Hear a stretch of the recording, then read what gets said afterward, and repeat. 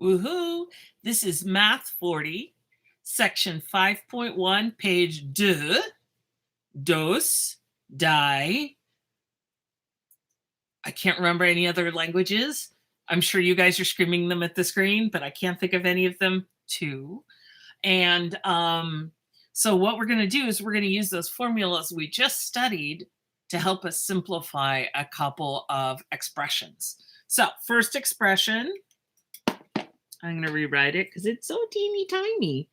3y squared xy x cubed. So the first thing I'm going to do is I'm going to remind you that multiplication is commutative. The commutative property says I can change the order. So that means that I'm allowed to write all the x's first and then all the y's. So I changed the order. Instead of 3y squared xy x cubed, I brought out the x's. Where's my handy dandy highlighter? Nothing bad can happen when you've got your highlighter, you know? Just highlight enough and the world just bends down to say howdy. I have no idea what that means. I think it means that I need to get out more. I think we all do, don't we? Okay, so first things first, the 3 isn't going anywhere. There's only one constant. It's just going to have to hang out. I have an x times x cubed. Now, what you might like to do, and this is a step you can choose or not, you can write x as x to the first. If this helps you, then take this step. If this does not help you, do not use this step. If this annoys you, don't do it.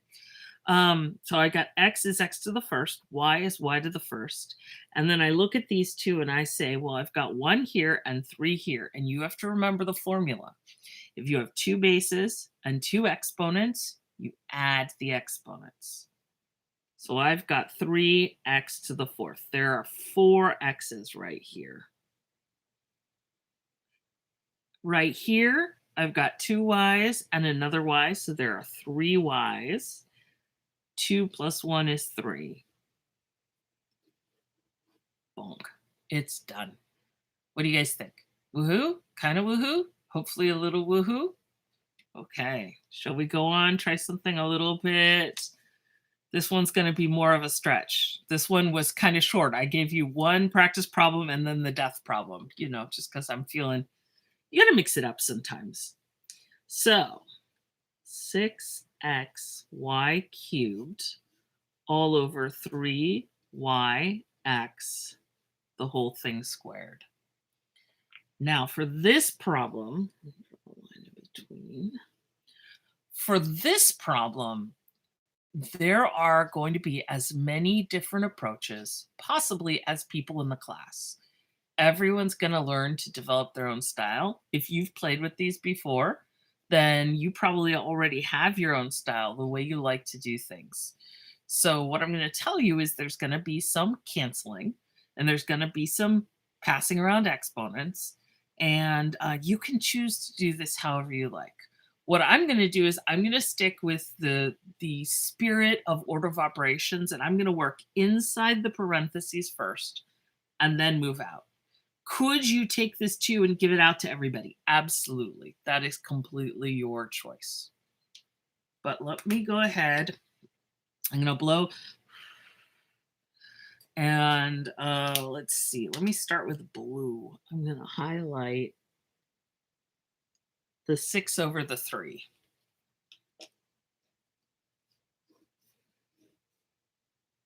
If I cancel the 3 and the 6, 3 goes into 3 once, 3 goes into 6 twice. Does that make sense? I canceled. So that's my blue guy. Here's blue. Okay. Now let's look at my yellow peeps.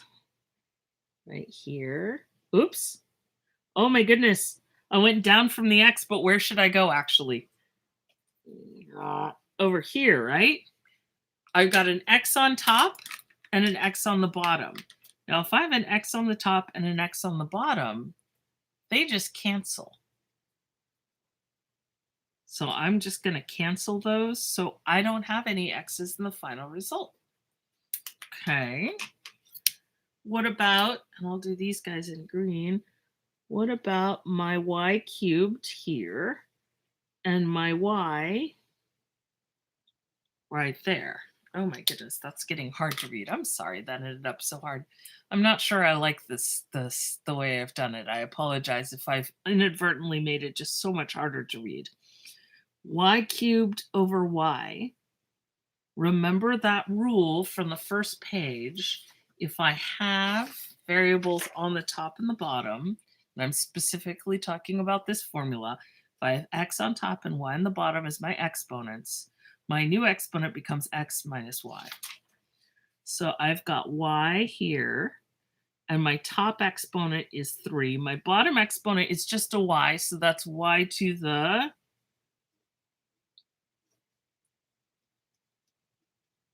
quickly write this out. If I just have a y to the first power, that's y to the first power. So if I've got a 1, then I get 3. Oh my goodness. Someone needs a nap, possibly.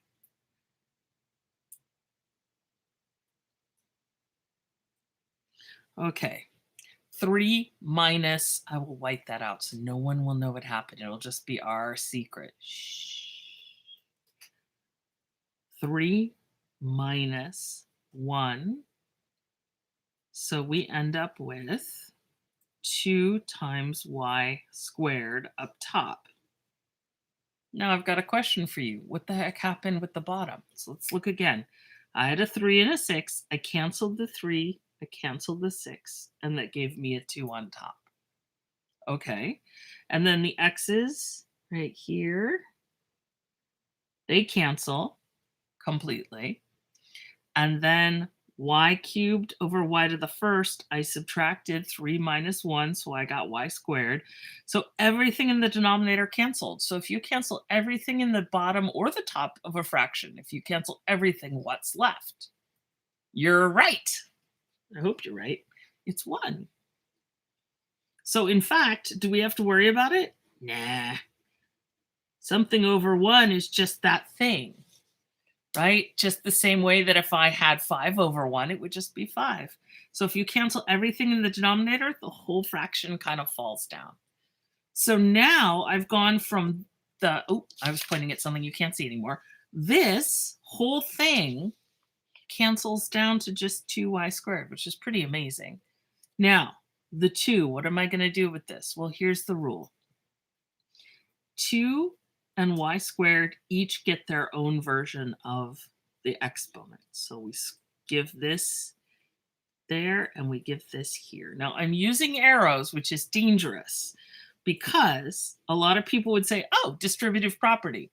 Yeah, and I'm going to tell you it looks just like the distributive property for me too. But for real mathematicians, your real math teachers, not like me who just, I don't know what I don't even know how this all happened. But for the real math teachers, if you call this the distributive property when you give out exponents, they will lose it. Smoke will come out of their ears and their noses and they might explode. So we need another word for this. And so what many students call this is Oprahing. If you know that expression when Oprah says, everyone look under your chairs, Oprah was that person who led the TV show where she was always giving out presents and everyone look under your chairs. Everyone gets a car. You get a car. You get a car.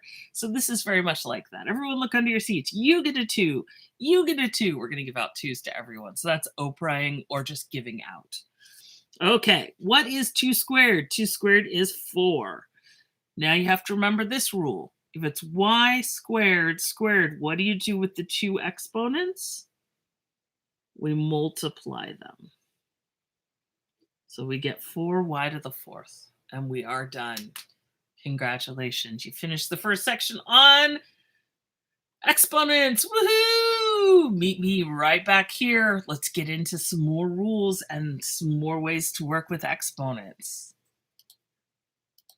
Oh my God, I'm terrible.